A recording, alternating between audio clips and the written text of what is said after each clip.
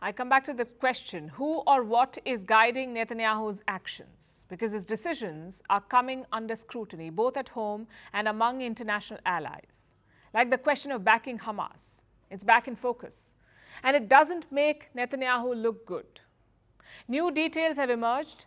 They show how he helped fund Hamas, how the Israeli Prime Minister helped Hamas get millions of dollars every year. This is the same group that he talks about destroying now, but for almost a decade, he secured millions of dollars for them, suitcases full of cash, delivered to Gaza with Israeli security. It started in 2014. Israel and Hamas had just fought a war. The Gaza Strip was in ruins. Qatar wanted to help to rebuild Gaza, so it started sending money. But this money could not be delivered without Israeli help. And that's where Netanyahu came in. He supported the plan. Not just that, he even lobbied Washington. In 2017, the US was not happy with Qatar's link to Hamas. It wanted to sanction Doha. But Netanyahu sent his lawmakers all the way to Washington. He told America that Qatar is not a problem.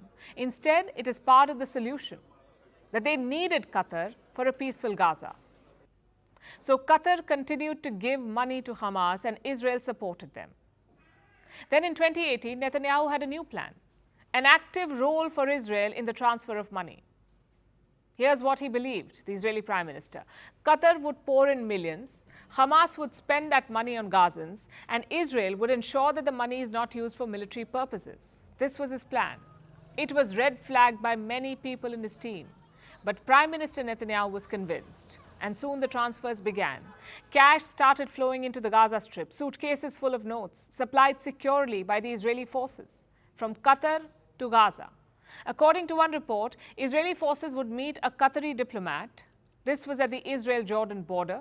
They would then drive this diplomat to Gaza, along with his many suitcases of cash.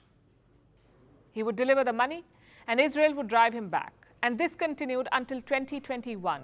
Then Netanyahu lost the election. A new government came in, the one led by Naftali Bennett.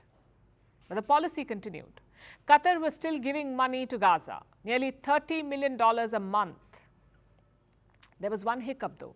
Bennett's government suspected that the money was being used for other purposes. So they roped in a middleman, the United Nations, and they began a new arrangement. Now, Qatar had to give money to the UN, and the UN would distribute it in Gaza.